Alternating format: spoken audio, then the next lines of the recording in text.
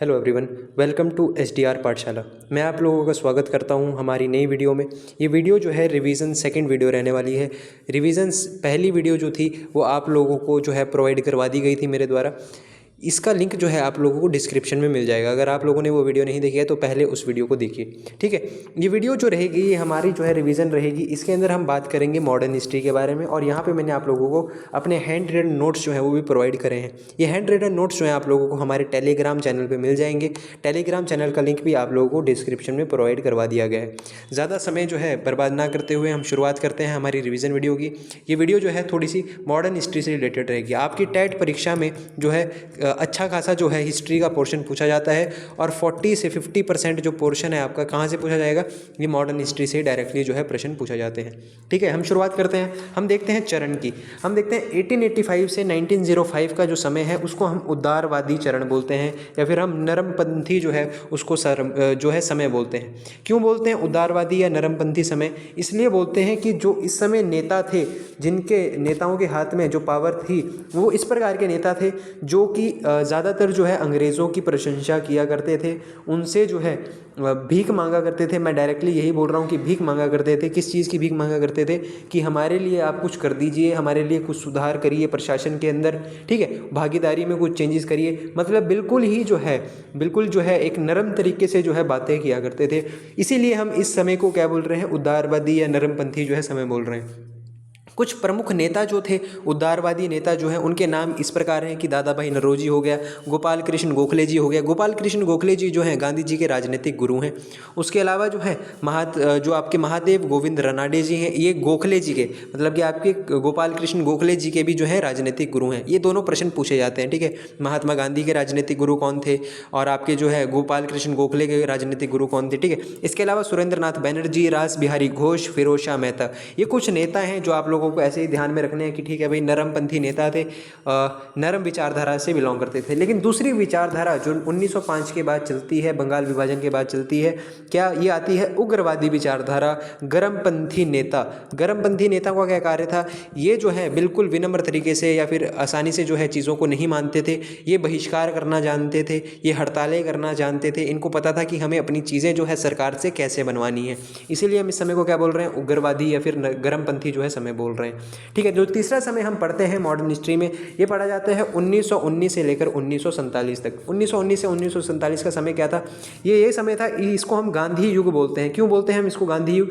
इसलिए कहा जाता है इसको गांधी युग क्योंकि इस समय जो है प्रमुख नेता जो थे वो गांधी जी ही थे। इन्हीं की सोच विचारधाराओं पर जो है वो देश जो है आगे बढ़ रहा था, इन्हीं को जो है फॉलो किया जा रहा था। इन्हीं के द्वारा संचालित जो है बहुत से आंदोलन जो है वो चल रहे थे भारत के अंदर। इसीलिए हम इसको गांधी युग बोलते हैं, 1919 से 1947 का समय। नेक्स्ट बात करते हैं हम बंगाल विभाजन। जो पहली चीज़ हमें पढ़नी है भाई वो है बंगाल विभाजन। कब होता है ये होता है 1905 में। क्या क्या प्रश्न पूछे जाते हैं कि बंगाल विभाजन की घोषणा जो है कब की गई थी कि हमें बंगाल का विभाजन करना है, ठीक है। तो ये घोषणा जो थी 20 जुलाई 1905 को की गई थी। उस समय वाइसरॉय कौन थे, या फिर उस समय जो है बंगाल विभाजन की घोषणा किसके द्वारा की गई थी? तो लॉर्ड कर्जन के द्वारा जो है ये घोषणा की गई थी। दो प्रकार से प्रश्न आते हैं। एक तो ये पूछा जाएगा कि बंगाल विभाजन की घोषणा किसने की थी? लॉर्ड कर्जन ने की थी। बंगाल विभाजन के समय जो है वो भारत के वाइसरॉय कौन थे? तो लॉर्ड कर्जन थे, ठीक है। किस प्रकार से विभाजन हो रहा है? पूरे बंगाल को जो है दो भागों में बांट दिया जाएगा। एक आएगा आपका पूर्वी बंगाल, एक आएगा आपका पश्चिमी बंगाल। पश्चिमी बंगाल के अंदर जो है हिंदू लोगों को रखा जाएगा कि हिंदू ज़्यादा से ज़्यादा कहाँ पे रहें? पश्चिम बंगाल में रहें। पूर्वी बंगाल के अंदर जो ज़्यादातर जो जनसंख्या होगी वो मुस्लिम्स की रखी जाएगी। पूर्वी बंगाल के साथ जो है असम को भी जोड़ दिया गया था। आप लोगों को ये हल्का सा ध्यान में रखना है। ज़्यादातर फोकस इन्हीं पार्ट्स पे करना है कि कब घोषणा की गई थी, उस समय जो है वाइसराय कौन था। विरोध कब शुरू होता है? बहुत बार पूछा गया कि बंगाल विभाजन के विरुद्ध जो है वो भारतीयों का जो विरोध है वो कब शुरू हुआ था? तो 7 अगस्त 1905 को जो है विरोध शुरू हो गया था। कौन सा आंदोलन शुरू हुआ था बंगाल विभाजन के लिए? तो बंगाल विभाजन के लिए जो है या फिर विरोध में जो है स्वदेशी एवं बहिष्कार आंदोलन की जो है शुरुआत कर दी गई थी। किसके द्वारा की गई थी इसकी शुरुआत? सुरेंद्र नाथ बनर्जी के द्वारा जो है इनके नेतृत्व में जो है स्वदेशी एवं बहिष्कार आंदोलन की जो है शुरुआत की गई थी, ठीक है। उसके अलावा जो है 16 अक्टूबर 1905 को जब ये बंगाल विभाजन जो है लागू हो जाता है, पूछा जाता है कि बंगाल विभाजन लागू कब हुआ? घोषणा 20 जुलाई 1905 को हुई थी। इसके विरोध जो है 7 अगस्त 1905 को शुरू होता है, लेकिन जो लागू हुआ ये बंगाल विभाजन ये लागू हुआ, ठीक है। ये लागू होता है 16 16 अक्टूबर 1905 को। लागू होने पे जो है भारतीयों के द्वारा, जैसे कि रविंद्रनाथ टैगोर के द्वारा जो है शोक दिवस के रूप में जो है 16 अक्टूबर 1905 का दिन बनाया जाता है। आर एस त्रिवेदी के द्वारा जो है राखी दिवस मनाया जाता है। राखी दिवस क्या कि मुस्लिम्स और आपके हिंदू जो है एक दूसरे को जो है पीले धागे बांधेंगे, जिसको हम बोल रहे हैं राखी दिवस बनाया गया, जो बताएगा कि आप लोग जो है हमें अलग नहीं कर सकते, हम जो है हिंदू मुस्लिम एक ही हैं। ठीक है, एकता का प्रतीक के लिए जो है क्या बनाया गया था, राखी दिवस बनाया गया था। किसके कहने पर, आर.एस. त्रिवेदी के कहने पर। दूसरी चीज़ हमें जो इंपॉर्टेंट पढ़नी है, एक अधिवेशन पढ़ते हैं हम, कलकत्ता अधिवेशन। ये अधिवेशन जो है 1906 में हुआ था, कांग्रेस का कलकत्ता अधिवेशन। इंपॉर्टेंट क्यों है, ये पूछा जाता है कि सर्वप्रथम स्वराज्य की मांग जो है किस अधिवेशन में की गई थी। तो सर्वप्रथम जो स्वराज्य की मांग है वो कांग्रेस के कलकत्ता अधिवेशन में की गई थी। कब हुआ था ये कलकत्ता अधिवेशन, 1906 में हुआ था। किसने अध्यक्षता करी थी इस अधिवेशन की, तो दादा भाई नौरोजी के द्वारा जो है अध्यक्षता की गई थी कांग्रेस के कलकत्ता अधिवेशन की। कब हुआ है, 1906 में ही हुआ है। ठीक है, उसके अलावा और क्या बात याद रखनी है हमें, ये बात याद रखनी है, जो बंगाल विभाजन के विरुद्ध जो आक्रमण जो आपका जो है आंदोलन चला था, ये स्वराज्य, स्वदेशी और बहिष्कार का नारा जो है इस आंदोलन में दिया गया था। किसके द्वारा बोला गया था ये नारा सर्वप्रथम, तो बाल गंगाधर तिलक के द्वारा। बाल गंगाधर तिलक के द्वारा जो है सर्वप्रथम स्वराज्य, स्वदेशी और बहिष्कार का नारा दिया गया था। बहुत बहुत इंपॉर्टेंट है। ठीक है, बाल गंगाधर तिलक को जो है भारतीय असंतोष का जनक भी कहा जाता है, कि भारत के अंदर जो अशांति है वो बाल गंगाधर तिलक के द्वारा फैलाई गई। किसने कहा है ये कहा है वेलेंटाइन शिरोल ने। पूछा जाता है वेलेंटाइन शिरोल के द्वारा जो है किसे भारतीय असंतोष का जनक कहा गया है, तो बाल गंगाधर तिलक को जो है कहा गया है। बहुत इंपॉर्टेंट फैक्ट है। नेक्स्ट बात करें कि बहिष्कार जो आंदोलन हो रहा है ये बंगाल विभाजन के विरुद्ध, इसमें जो है वंदे मातरम का जो है नारा बहुत प्रसिद्ध हुआ, बहुत प्रसिद्ध नारा था। ये समय जब बहिष्कार चलता था तो जगह जगह पे जो है वंदे मातरम का नारा लगाया जाता था। प्रश्न पूछा जा सकता है कि आपका बंगाल विभाजन के जो विरोध में जो है आंदोलन चल रहा है, बहिष्कार स्वदेशी आंदोलन चल रहा है, इसका प्रमुख नारा कौन था, यह प्रसिद्ध नारा कौन सा था, तो वंदे मातरम था। नेक्स्ट बात करते हैं हम मुस्लिम लीग से रिलेटेड, कि मुस्लिम लीग के बारे में देखते हैं कि स्थापना कब हुई मुस्लिम लीग की, 30 दिसंबर 1906 को जो है स्थापना होती है। वाइसराय कौन थे उस समय, तो लॉर्ड मिंटो सेकंड थे। लॉर्ड मिंटो सेकंड जो है उस समय वाइसराय हुआ करते थे। ठीक है, कहाँ पे होती है स्थापना मुस्लिम लीग की, तो ये जो है ढाका में होती है, बांग्लादेश में वर्तमान में। ये ढाका में जो है क्या बोलते हैं स्थापना की जाती है। किसके द्वारा की जाती है, आगा खां और जो है सलीमुल्लाह खान के द्वारा। नाम याद रखना है, आगा खां है एक और दूसरा है आपका सलीमुल्लाह खां। इनके द्वारा जो है मुस्लिम लीग की जो है स्थापना की जाती है 30 दिसंबर 1906 को। पूछा जाता है वाइसराय कौन है उस समय, तो लॉर्ड मिंटो सेकंड है। ठीक है, मुस्लिम लीग का प्रथम अधिवेशन कहाँ पे हुआ था, तो ये जो है आपका कराची में हुआ था। आप लोगों को ध्यान में रखना है। कांग्रेस का कहाँ पे हुआ था, तो ये बम्बई में हुआ था। ये भी आप लोगों को ध्यान में रखना है कि कांग्रेस का जो है प्रथम अधिवेशन हुआ था बम्बई में, और आपका जो है प्रथम अधिवेशन मुस्लिम लीग का कहाँ पे हुआ था, कराची में हुआ था। कब हुआ था, 1906 में हुआ था। इसका कब हुआ था, कांग्रेस का हुआ था 1885 को। ठीक है, प्रथम अध्यक्ष कौन थे इस अधिवेशन के, प्रथम अध्यक्ष थे आगा खां। आगा खां ने जो है प्रथम बार अध्यक्षता करी थी। ठीक है, इधर कौन थे कांग्रेस के प्रथम अध्यक्ष, तो WC बैनर्जी थे। WC बैनर्जी जो थे वो प्रथम अध्यक्ष थे किसके, INC के, इंडियन नेशनल कांग्रेस के, कांग्रेस अधिवेशन के। ठीक है, यहाँ पे हम देखते हैं कि भाई मुस्लिम लीग वालों का जो हेडक्वार्टर था वो कहाँ पे था, तो ये लखनऊ में हुआ करता था। ठीक है, इतनी बातें आप लोगों ने ध्यान में रखनी है इससे रिलेटेड। नेक्स्ट बात करते हैं हम सूरत अधिवेशन की। बहुत बार प्रश्न पूछा जाता है कि आपका जो है कांग्रेस का विभाजन कौन से अधिवेशन में हुआ था, तो कांग्रेस का जो विभाजन है 1907 में जो है एक इंडियन नेशनल कांग्रेस, आपका जो भारतीय राष्ट्रीय कांग्रेस है, इसका जो है आपका अधिवेशन बुलाया जाता है। कहाँ पे, इसका अधिवेशन बुलाया जाता है सूरत के अंदर। इसकी अध्यक्षता जो है रास बिहारी बोस के द्वारा जो है की जा रही थी। उसके अलावा जो है इसमें जो है इस अधिवेशन में क्या होता है, अध्यक्षता को लेकर विवाद होता है। किस किस के बीच में विवाद होगा, ये होगा विवाद नरम दल और गरम दल वालों के बीच में। मैंने आप लोगों को बताया है क्या जो है चेंजेस, क्या क्या जो है बदलाव है दोनों के बीच में, दोनों के दिमागों में क्या क्या चीज़ें चेंज हैं एक दूसरे के लिए। तो यही चीज़ें चेंज है कि वो चाहते हैं कि सारी चीज़ें नरम तरीके से हो, सभ्य तरीके से हो, लेकिन वो चाहते हैं कि बहिष्कार भी हो, हड़ताल भी हो।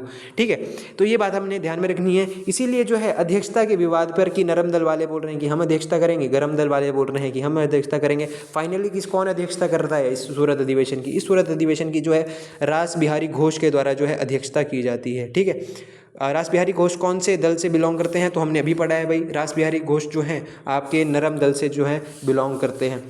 उग्रवादी नेता की बात करिए, उग्रवादी नेता मैंने आप लोगों को बताया नहीं, सॉरी। तो उग्रवादी नेता जो थे उनका नाम था कुछ इस प्रकार कि लाला लाजपत राय थे, बाल गंगाधर तिलक थे, विपिन चंद्रपाल थे, रास बिहारी बोस थे। यहाँ पे रास बिहारी बोस हैं और यहाँ पे रास बिहारी घोष हैं, ठीक है। लाला लाजपत राय, बाल गंगाधर तिलक और विपिन चंद्रपाल, यहाँ पे हम इनको लाल बाल पाल भी कहा जाता है, इनको लाल बाल पाल भी इनको कहा जाता है। वापिस आते हैं भाई अपने टॉपिक पे, सूरत अधिवेशन पे। तो ठीक है भाई, अध्यक्षता के लिए विवाद चला हुआ है और लास्ट में जो है वो नरमपंथी जो है नेता अध्यक्षता कर रहा है। तो इसके अंदर क्या होता है, आईएनसी जो इंडियन नेशनल कांग्रेस है, इसका विभाजन हो जाता है दो दलों में। कौन से दो दल, एक गरम दल बनता है और एक नरम दल बनता है। गरम दल में वो नेता आएंगे जो गरम दल से बिलोंग करते हैं और नरम दल में नरमपंथी नेता थे। गरम दल में जो है अध्यक्षता कौन करना चाहते थे, गरम दल के जो बाल गंगाधर तिलक थे वो चाहते थे कि मैं अध्यक्षता करूं, लेकिन यहाँ पे नरम दल में जो है किसको बना दिया गया था अध्यक्ष, नरम दल वालों के द्वारा जो है वो रास बिहारी घोष को जो है वो बना दिया गया था अध्यक्ष, ठीक है। उसके अलावा बात करते हैं भाई नेक्स्ट, भारत परिषद अधिनियम 1919 की। यहाँ से क्या प्रश्न पूछा जा सकता है आप लोगों की परीक्षा में, ज़्यादातर तो आप लोगों को नहीं देखना है, मैं सिर्फ इंपॉर्टेंट बताऊंगा इसमें से। तो भारत परिषद अधिनियम जो 1919 था, इसको एक तो मार्ले मिंटो सुधार अधिनियम कहा जाता है। बहुत इंपॉर्टेंट है, पूछा जाता है कि निम्नलिखित में से कौन से अधिनियम को जो है मार्ले मिंटो सुधार अधिनियम भी कहा जाता है। तो भारत परिषद अधिनियम 1909 के अधिनियम को जो है मार्ले मिंटो सुधार अधिनियम कहा जाता है। इसके अंदर जो है मार्ले कौन है, तो मार्ले जो है उस समय भारत के सचिव हुआ करते थे, भारत के सचिव हुआ करते थे। और मिंटो कौन थे, तो ये भारत के वाइसरॉय हुआ करते थे, ठीक है। ये भी पूछा जा सकता है कि किस समिति की रिपोर्ट पर जो है भारत परिषद अधिनियम 1909 जो है लागू हुआ था या फिर लाया गया था। तो अरुणडेल समिति की रिपोर्ट पर, अरुणडेल समिति की रिपोर्ट पर जो है भारत परिषद अधिनियम 1909 जो है वो लाया गया था। नेक्स्ट बात करते हैं भाई हम कि वाइसरॉय परिषद में शामिल होने वाले प्रथम भारतीय कौन थे। बहुत बार पूछा गया है कि जो आपकी अंग्रेज़ों की जो वाइसरॉय परिषद होती थी, इसमें शामिल होने वाले प्रथम भारतीय सदस्य कौन थे, तो सत्येंद्र प्रसाद सिन्हा जो थे प्रथम भारतीय थे जो कि वाइसरॉय परिषद में जो है वो चुने गए थे, वाइसरॉय परिषद के जो है वो सदस्य बने थे। ये भी आप लोगों ने ध्यान में रखना है, इतनी बात, ठीक है। भारतीय सचिव जो था, भारतीय सचिव जो हमें उस समय कौन थे, मार्ले, इनके परिषद में कौन कौन शामिल हुए थे, तो आप लोग हल्का सा ध्यान रखें कि केसी गुप्ता और सैयद बिलग्रामी, केसी गुप्ता और सैयद बिलग्रामी जो है भारतीय सचिव परिषद में जो है शामिल हुए थे। बहुत बार प्रश्न जो है ज़्यादातर वाइसरॉय परिषद से पूछा जाता है कि इसमें कौन से जो सदस्य थे पहली बार शामिल हुए थे या चुने गए थे भारतीय, तो सत्येंद्र प्रसाद सिन्हा जो है वो चुने गए थे, ठीक है। नेक्स्ट बात करते हैं हम दिल्ली दरबार से रिलेटेड कि 3 बार जो है दिल्ली दरबार लगे हैं अभी तक जो है 3 बार दिल्ली दरबार लगे हैं। कहाँ पे लगते हैं ये, दिल्ली में एक कोरोनेशन पार्क है, दिल्ली में एक स्थान है कोरोनेशन पार्क, ठीक है। इस पार्क में ही ये दिल्ली दरबार लगा करते थे। पहली बार दिल्ली दरबार कब लगा, तो 1877 में जो है पहली बार दिल्ली दरबार लगता है, ठीक है।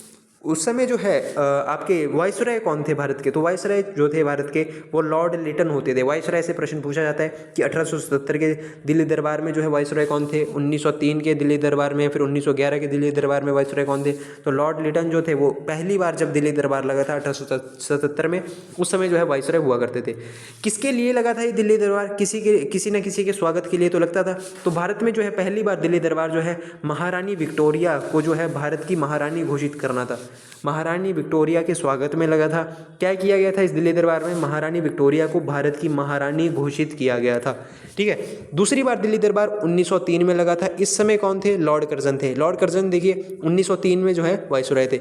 1905 में जो बंगाल विभाजन हुआ था तो उस समय भी लॉर्ड कर्जन ही वाइसरॉय थे। आप लोगों को हल्का सा ध्यान रख सकते हैं।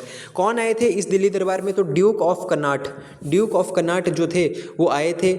उसके बाद लास्ट जो दिल्ली दरबार लगा है ये आप लोगों को ध्यान में रखना है 1911 का, बहुत इंपॉर्टेंट है। 1877 का पहला और 1911 का जो लास्ट है, ये दोनों इंपॉर्टेंट ज़्यादातर रहते हैं, ठीक है। तो आप लोगों को ध्यान में रखना है 1911 में जो दिल्ली दरबार लगता है इसकी जो अध्यक्षता थी या फिर इस समय जो है भारत के जो वाइसरॉय कौन थे, तो वो थे आपके लॉर्ड हार्डिंग द्वितीय। बहुत बार पूछा गया है लॉर्ड हार्डिंग द्वितीय, ठीक है।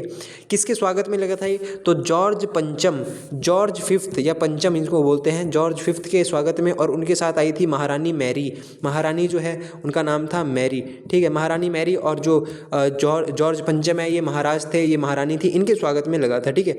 तो प्रथम बार जो है एकमात्र ऐसा जो दिल्ली दरबार लगा है जिसमें सम्राट आए थे। आप लोगों को ये भी ध्यान रखना है कि एकमात्र ऐसा दिल्ली दरबार था जिसके अंदर जो है सम्राट आए थे। कौन थे सम्राट? जॉर्ज पंचम जो है सम्राट थे, ठीक है। उससे पहले महारानी आई थी यहाँ पे 1877 में। 1903 में जो है महाराज ने अपने छोटे भाई को भेजा था, ड्यूक ऑफ कनाट जो है महाराज के छोटे भाई थे, सम्राट के छोटे भाई थे, ठीक है। एकमात्र 1911 का ही दिल्ली दरबार ऐसा है जहाँ पे जो है सम्राट खुद आए थे। बंगाल विभाजन को रद्द कर दिया गया था, एक कार्य हुआ था। हम जो है 2 कार्य बहुत इंपॉर्टेंट पढ़ते हैं 1911 के दिल्ली दरबार में। 2 कार्य कौन से इंपॉर्टेंट? पहला तो ये है कि बंगाल विभाजन जो है रद्द कर दिया गया। कौन से कब किया गया? 1911 में किया गया। उसके अलावा दूसरा कार्य क्या था कि राजधानी जो थी वो कलकत्ता से जो है दिल्ली स्थानांतरित की गई थी। बंगाल विभाजन लागू कब हुआ था? तो 1905 में हमने देखा कि बंगाल विभाजन जो है वो लागू किया जा रहा है 16 अक्टूबर की तारीख को, ठीक है। ये हमने देख लिया था पहले। अब रद्द कब किया गया जा रहा है? इसको 1911 में किया जा रहा है। राजधानी जो है कोलकाता से दिल्ली कब बनाई गई? तो दिल्ली जो है ये 1911 में जो घोषणा कर दी गई थी, लेकिन 1912 में जो है चेंज होती है ये कोलकाता से दिल्ली में। नेक्स्ट जो है एक छोटी सी पार्टी है भाई, गदर पार्टी। वैसे नाम हम छोटी सी डिटेल लेकर आए हैं, लेकिन पार्टी बहुत बड़ी थी, ठीक है। तो गदर पार्टी के बारे में क्या क्या चीज़ें याद रखनी है कि स्थापना कब हुई थी गदर पार्टी की? तो 15 जुलाई 1913 को जो है स्थापना देखने को मिलती है, बहुत इंपॉर्टेंट है। 15 जुलाई 1913 को जो है गदर पार्टी की स्थापना हमें देखने को मिलती है।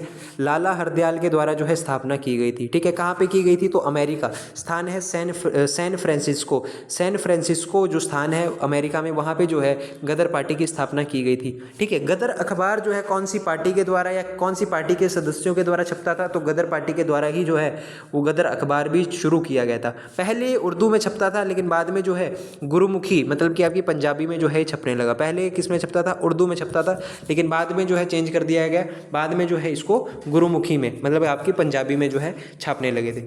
नेक्स्ट बात करते हैं हम लखनऊ पैक्ट से। ये लखनऊ पैक्ट क्या है? यही आपका जो है इंडियन नेशनल कांग्रेस जो थी उसका एक और जो है अधिवेशन हुआ था। कहाँ पे? लखनऊ में हो रहा था ये अधिवेशन। क्या हुआ? 1916 के अंदर जो है आईएनसी का, जो इंडियन नेशनल कांग्रेस का लखनऊ अधिवेशन हुआ। और इसके अंदर क्या समझौता हुआ? इसमें जो है समझौता देखने को मिलता है, बहुत इंपॉर्टेंट जो है आप लोगों की परीक्षा के लिए ये जो है डिटेल है। क्या? लखनऊ पैक्ट से बहुत बार प्रश्न पूछा गया है। एक तो हमने सूरत अधिवेशन पढ़ा था 1907 का, उसमें जो है क्या हो रहा था? उसमें विभाजन हो रहा था कांग्रेस के बीच में। लेकिन 1916 का जो ये लखनऊ अधिवेशन है इसके अंदर जो है समझौता हो रहा है। दोनों इंपॉर्टेंट है। क्या समझौता हो रहा है? कि जो आपका गरम दल है जो हमने देखा और एक नरम दल है, इन दोनों के बीच में जो है समझौता हो जाता है। दोनों के दो जो है दोबारा से जो है मिल जाते हैं। किसके प्रयासों से मिलते हैं? तो बाल गंगाधर तिलक और एनी बेसेंट के प्रयासों से जो है ये समझौता हमें देखने को मिलता है। हमने ये भी देखा था कि एक तो पार्टी आपकी जो है भारत के अंदर इंडियन नेशनल कांग्रेस थी, और दूसरी कौन सी थी भाई? मुस्लिम लीग हमने देखी थी। मुस्लिम लीग भी जो है आपकी 1906 में बन गई थी। तो हम देखते हैं कि कांग्रेस और मुस्लिम लीग के बीच में भी जो है समझौता हो रहा है। किसके प्रयासों से हो रहा है? यहाँ पे बाल गंगाधर तिलक तो सेम ही है भाई, लेकिन इनके साथ है मोहम्मद अली जिन्ना और बाल गंगाधर तिलक के जो प्रयासों से जो है कांग्रेस और मुस्लिम लीग के बीच में समझौता हुआ था। किस में हुआ था? 1916 में। लखनऊ पैक्ट हम इसको बोल रहे हैं, ठीक है। क्यों बोल रहे हैं पैक्ट? क्योंकि इंपॉर्टेंट है बहुत, ठीक है। लखनऊ अधिवेशन था ये इंडियन नेशनल कांग्रेस का। उसके अलावा जो है इसी अधिवेशन में जो है राजकुमार शुक्ला जो है गांधी जी को चंपारण समस्याओं का बताने के लिए भारत यहाँ पे आए थे, ठीक है, लखनऊ में आए हुए थे। ये पॉइंट होल्ड में रखिए भाई, इस पॉइंट की चर्चा जो है आगे दोबारा से होगी। अभी यहाँ पे याद रखिए कि गांधी जी से मिलने यहाँ पे एक व्यक्ति आए हैं जब ये समझौता चल रहा है। यहाँ पे गांधी जी भी मौजूद हैं। गांधी जी से मिलने के लिए बिहार से एक व्यक्ति आए हैं, बिहार के चंपारण क्षेत्र से जो एक व्यक्ति आए हैं जिनका नाम है राजकुमार शुक्ला। नेक्स्ट बात करते हैं हम होम रूल लीग की। होम रूल लीग की अगर मैं बात करूँ तो होम रूल लीग से ये प्रश्न पूछा जाता है कि स्थापना कब हुई थी? तो 1916 में जो है होम रूल लीग की स्थापना की गई थी। शुरुआत कहाँ से हुई है होम रूल लीग की? तो आयरलैंड से जो है होम रूल लीग की शुरुआत हुई है। भारत में कब शुरू हुआ है, भारत में कब स्थापना होती है होम रूल लीग की? तो 28 अप्रैल 1916 को जो है स्थापना होती है। मोस्ट ऑफ द टाइम जो है home rule league Annie Besant के नाम से ही जानी जाती है, और ज़्यादातर फेमस भी, ज़्यादातर विस्तार भी जो है उसका एनी बेसेंट ही करती है। लेकिन भारत में पहली बार जो शुरुआत है होम रूल लीग की वो किसके द्वारा की जाती है? बाल गंगाधर तिलक के द्वारा जो है पुणे में जो है शुरुआत कर दी जाती है। किसकी? होम रूल लीग की, ठीक है। कब की गई थी? 28 अप्रैल 1916 को, ठीक है। पत्रिका छापते थे ये, पत्रिका फेमस है मराठा और केसरी। मराठा और केसरी जो दो पत्रिकाएँ हैं किसके द्वारा जो है प्रकाशित की जाती थी? तो बाल गंगाधर तिलक के द्वारा जो है, बाल गंगाधर तिलक के द्वारा जो है 2 पत्रिकाएं जो है छापी जाती थी। एक का नाम था मराठा और दूसरी थी आपकी केसरी। ये भी ध्यान रखना है आपने, ठीक है। 1 सितंबर 1916 को जो है एनी बेसेंट भी अपनी इंडियन होम रूल लीग की स्थापना करती हैं। बहुत इंपॉर्टेंट फैक्ट है, ठीक है। एक तो हमने देख लिया यहाँ पे बाल गंगाधर तिलक की जो है होम रूल लीग थी, जो कि 28 अप्रैल 1916 को जो है बनती है। लेकिन जो एनी बेसेंट की है वो 1 सितंबर 1916 जो है वो अपना होम रूल लीग का पूरा नाम रखती है इंडियन होम रूल लीग, ठीक है। कहाँ पे स्थापना हुई थी? मद्रास में जो है स्थापना हुई थी एनी बेसेंट के द्वारा। इसकी पत्रिका जो एनी बेसेंट छापती थी वो कुछ इंपॉर्टेंट ये हैं, देखिए भाई। पहली आती है वेक अप इंडिया, दूसरी आती है कॉमनवेल्थ, तीसरी आती है आपकी न्यू इंडिया और चौथी जो है भागवत गीता का जो है अंग्रेजी अनुवाद। ये मैंने पत्रिकाएं सारी की सारी एनी बेसेंट की लिख दी। कौन सी? वेकअप इंडिया पूछा जाता है किसके द्वारा प्रकाशित होती थी? एनी बेसेंट के द्वारा। कॉमनवेल्थ किसके द्वारा प्रकाशित होती थी? ये भी एनी बेसेंट के द्वारा। न्यू इंडिया नामक पत्रिका किसके द्वारा प्रकाशित होती थी? एनी बेसेंट के द्वारा। भागवत गीता का जो है अंग्रेजी अनुवाद कौन से स्वतंत्रता सेनानी के द्वारा किया गया था? तो एनी बेसेंट के द्वारा जो है किया गया था। एनी बेसेंट जो है 20 अगस्त 1917 को होम रूल लीग को जो है समाप्त कर देती हैं। ये बात आप लोगों ने ध्यान में रखनी है कि बेसेंट के द्वारा जो है होम रूल लीग की जो समाप्ति है कब की जाती है? 20 अगस्त 1917 ईस्वी को जो है की जाती है। अब कुछ फैक्ट्स जो है हम पढ़ते हैं महात्मा गांधी के बारे में, क्योंकि आपके एग्जाम में जो है महात्मा गांधी से बहुत बार डायरेक्ट प्रश्न पूछे जाते हैं। पूरा नाम क्या था महात्मा गांधी का? मोहनदास करमचंद गांधी। जन्म कब हुआ था? 2 अक्टूबर 1869 को जन्म हुआ था। कहाँ पे हुआ था? गुजरात के पोरबंदर में जो है हमें जन्म देखने को मिला। पिताजी का नाम क्या था? करमचंद गांधी। माताजी का नाम था पुतलीबाई। पत्नी का नाम क्या था? कस्तूरबा गांधी। उसके अलावा इनके जो है 4 पुत्र थे। कौन कौन थे? हरिलाल, मणिलाल, रामदास, देवदास। हरिलाल, मणिलाल, रामदास, देवदास। जमनालाल बजाज को जो है ये अपना 5वां पुत्र मानते थे, ठीक है। असली पुत्र नहीं था, लेकिन 5वां पुत्र किनको मानते थे? जमनालाल बजाज को जो है गांधी जी अपना 5वां पुत्र मानते थे। 1883 ईस्वी में जो है गांधी जी का विवाह हो जाता है। किसके साथ होता है? कस्तूरबा गांधी के साथ होता है। 1888 में जो है गांधी जी पहली बार कहाँ जाते हैं? इंग्लैंड जाते हैं। भारत से पहली बार बाहर जा रहे हैं, किसी इंटरनेशनल कंट्री में जा रहे हैं। कौन सी कंट्री में जा रहे हैं? इंग्लैंड में जा रहे हैं। 1888 में क्या करने जा रहे हैं? वकालत पढ़ने के लिए जा रहे हैं। ये नहीं कि शुरू में ही जाते जो है दावा बोल दिया है, बहिष्कार कर रहे हैं, ये सब हड़तालें कर रहे हैं, नहीं। सबसे पहले जो है 1888 में जो है वकालत पढ़ने के लिए गए थे ये। 1891 में जो है इनकी वकालत की पढ़ाई पूरी हो जाती है और भारत वापस आ जाते हैं। फिर 1893 में जो है इनको एक जो है केस मिलता है। किसका केस था ये? दादा साहब अब्दुल्ला। दादा साहब अब्दुल्ला जो है एक व्यापारी थे, बिजनेसमैन थे, गुजरात से ही थे ये दादा साहब अब्दुल्ला। इनकी कंपनी के ऊपर एक केस चला होता है। और क्योंकि ये जब भारत आए तो इन्होंने देखा कि गांधी जी जो हैं एक अच्छे लॉयर अच्छे हैं, तो इनको जो है इन्होंने ऑफ़र किया कि आप हमारा केस लड़िए और हमारा जो कंपनी है हमारी वो अफ्रीका में। तो 1893 में पहली बार जो है गांधी जी अफ्रीका जाते हैं। क्या करने? दादा साहब अब्दुल्ला का केस लड़ने के लिए, ठीक है। और वहाँ पे पहला आंदोलन भी करते हैं। किसके प्रति? रंग भेद के जो है विरुद्ध जो है पहला आंदोलन किया जाता है, जब इनको ट्रेन में से निकाल दिया जाता है रंग देखकर। ए क्लास टिकट थी इनके पास, ए कैटेगरी टिकट थी इनके पास, लेकिन इनको जो है ट्रेन से उतार दिया जाता है। क्यों? क्योंकि इनका रंग जो है वो ब्राउन था और अंग्रेज़ों ने इनको उतार दिया। तो पहला आंदोलन जो है रंग भेद के सामने जो है सामना करने के लिए इन्होंने पहले बार जो है आंदोलन किया था। कहाँ पे किया था भाई? वहीं पे अफ्रीका में। इसके अलावा जो है और क्या प्रश्न पूछा जाता है कि नटाल कांग्रेस की स्थापना कब की गई थी गांधी जी के द्वारा? तो 1894 में जो है नटाल कांग्रेस की स्थापना की गई थी।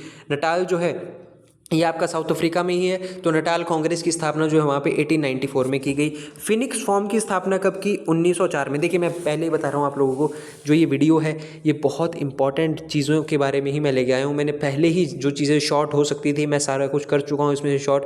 आप लोगों के एग्ज़ाम में जो है डायरेक्टली प्रश्न पूछे जाएंगे यहीं से। कुछ भी फैक्ट्स मत छोड़िए, जितनी चीज़ें मैं आप लोगों के सामने लेके आया हूँ इनको पढ़ने की कोशिश करिए, यहाँ पर चीज़ों को समझ लीजिए। बाद में नोट्स आप लोग जो हैं वो टेलीग्राम में मैं ये सारी फ़ोटोज़ आप लोगों को प्रोवाइड करवा दूँगा, PDF बना के जो है बेकायदा वहाँ पे जो है मैं अपलोड करवा दूंगा। वहाँ से आप आराम से नोट्स बना सकते हो, लेकिन एक बार इस चीज़ को देख लीजिए, कुछ भी मत छोड़िए, ठीक है।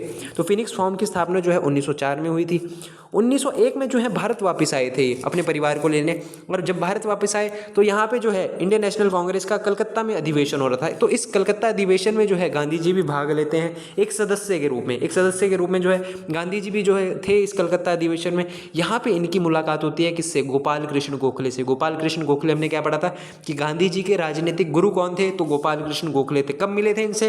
तो 1901 में मिले थे। कहाँ पे? इंडियन नेशनल कांग्रेस के कलकत्ता अधिवेशन में।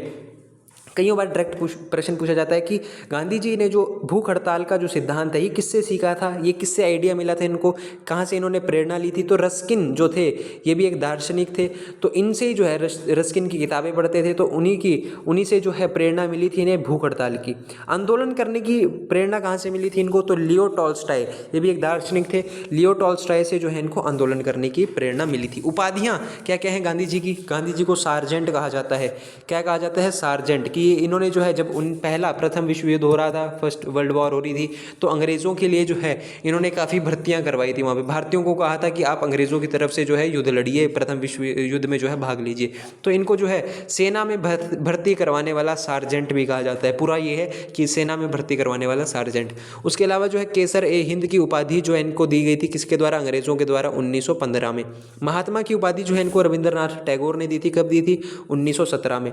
राष्ट्रपिता की उपाधि इनको सुभाष चंद्र बोस ने दी थी। बापू की उपाधि जो है इनको जवाहरलाल नेहरू के द्वारा दी गई थी।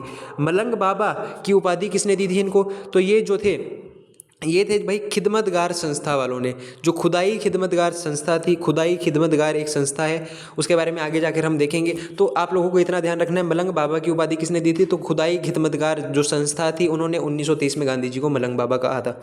जादूगर की उपाधि जो है बहुत बार पूछी गई है भाई, जादूगर किसने कहा था इनको, तो जादूगर की उपाधि जो है शेख मुजीबुर रहमान ने कहा था इनको। शेख मुजीबुर रहमान के द्वारा जो है इनको क्या उपाधि दी गई थी, जादूगर की जो है उपाधि दी गई थी। ये बात भी आप लोगों ने क्लियर रखनी है। इसके अलावा जो है इनको अर्धनंग फकीर जो है किसने कहा था, तो जो है चर्चिल के द्वारा जो है इनको कि आधा नंगा फकीर है ये सारी जो है चीज़ें इनको कही गई थी। ठीक है, इसके अलावा नेक्स्ट बात करते हैं इनकी जो है कुछ पत्रिकाओं के बारे में या साहित्य के बारे में। कौन से साहित्य थे इनके, तो इंडिया ऑफ माई ड्रीम किसके द्वारा लिखा गया है, महात्मा गांधी के द्वारा। गीता माता नामक साहित्य भी जो है वो किसके द्वारा लिखा गया, गांधी जी के द्वारा। माई एक्सपेरिमेंट विद ट्रूथ, इनकी आत्मकथा क्या है, माई एक्सपेरिमेंट विद ट्रूथ। ठीक है, उसके अलावा हिंद स्वराज 1909 में जो है इन्होंने लिखा था। समाचार पत्र जो इनके द्वारा लिखे जाते थे उनका नाम है इंडियन ओपिनियन। शुरुआत कब हुई थी, 1903 में। डायरेक्ट प्रश्न पूछा जाता है कि इंडियन ओपिनियन की शुरुआत कब हुई थी या फिर कब जो है प्रकाशन शुरू हुआ था, तो 1903 में हुआ था। ग्रीन पैम्पलेट बहुत बार पूछा गया है, ग्रीन पैम्पलेट किसके द्वारा लिखा गया था, तो गांधी जी के द्वारा 1896 में। यंग इंडिया नामक पत्रिका किसके द्वारा प्रकाशित की जाती थी, गांधी जी के द्वारा, कब, 1919 में। हरिजन पत्रिका वो किसके द्वारा प्रकाशित की जाती थी, गांधी जी के द्वारा 1933 में। आत्मकथा मैं बता चुका हूँ, माई एक्सपेरिमेंट विद ट्रूथ, सत्य के मेरे प्रयोग, ये इसको हिंदी में बोलते हैं। ठीक है, उसके अलावा जो है 9 जनवरी 1905 को जो है पूर्ण रूप से जो है ये भारत वापस आ जाते हैं। बीच में वापस आते थे, जैसे कि साउथ अफ्रीका गए थे, साउथ अफ्रीका से बीच में वापस भारत आते थे, लेकिन वापस चले जाते थे। लेकिन पूर्ण रूप से अब फाइनली भारत कब वापसी हो रही है, 9 जनवरी 1905 को हो रही है। 9 जनवरी का दिन क्या बनाते हैं हम, प्रवासी दिवस, इसी के लिए बनाया जाता है। ठीक है, उसके अलावा और क्या पढ़ना है हमें, 1915 में आके जो है एक आश्रम की स्थापना करते हैं। एक आश्रम जो है इनके द्वारा बनाया जाता है, जिसको क्या कहा गया है, जिसको कहा गया है सत्याग्रह आश्रम। इन्हीं के द्वारा जो है ये एक आश्रम बना दिया गया, सत्याग्रह आश्रम। कब बनाया गया, ये 1915 में बनाया गया था। ठीक है, कहाँ पे बनाया गया था, ये गुजरात में, ये जो है गुजरात में बनाया गया था। अब इसी सत्याग्रह आश्रम को जो है रेनोवेट करवाया गया। ठीक है, रेनोवेट करवाया गया, थोड़ा बहुत खर्चा किया गया, इसको और बड़ा कर दिया गया। कब किया गया, 1916 में। 1916 में जो है इस सत्याग्रह आश्रम को जो है बड़ा कर दिया गया। इसमें फाइनेंशियली पूछ लिया जाता है कि भाई जो आपका आश्रम था, साबरमती आश्रम, इसको बनाने में जो है आर्थिक सहयोग किसके द्वारा किया गया था, तो अंबालाल साराभाई के द्वारा। नाम याद रखना है आप लोगों ने, अंबालाल साराभाई, बहुत इंपॉर्टेंट है भाई। अंबालाल साराभाई के द्वारा जो है फाइनेंशियली जो है सहयोग दिया गया था किसको, गांधी जी को, क्या करने में, कि इस सत्याग्रह जो आश्रम है इसको बड़ा करें। और इसको बड़ा करके जो है नाम भी बदल दिया गया। इसको क्या नाम दिया गया, इसको दिया गया भाई साबरमती आश्रम नाम। साबरमती नदी के किनारे था, तो साबरमती जो है आश्रम जो है नाम दे दिया गया किसको, आपके जो है सत्याग्रह आश्रम को। ठीक है, इतनी बातें हम लोगों ने ध्यान में रखनी है। अब नेक्स्ट पार्ट जो है आप लोगों का वो जल्द मिलेगा आप लोगों को। ठीक है, आप लोग इस पार्ट को देखिए। अगर आप लोगों को ये वीडियो बहुत पसंद आई है तो आप इसको जो है चैनल को हमारे सब्सक्राइब कर लीजिए, वीडियो को लाइक करिए, कमेंट करिए कि आप लोगों का जो वीक जो पोर्शन है वो कौन से सब्जेक्ट से रिलेटेड है, हम उसके ऊपर जो है ज़रूर वीडियो बनाएंगे। ठीक है, तब तक आप लोग जुड़े रहिए और मेहनत करते रहिए। ऑल द बेस्ट सभी को। सभी जो है तैयारी अच्छे से करें, रिवीजन के ऊपर जितना फोकस हो सकता है उतना करने की कोशिश करें। धन्यवाद। जय हिंद, जय भारत।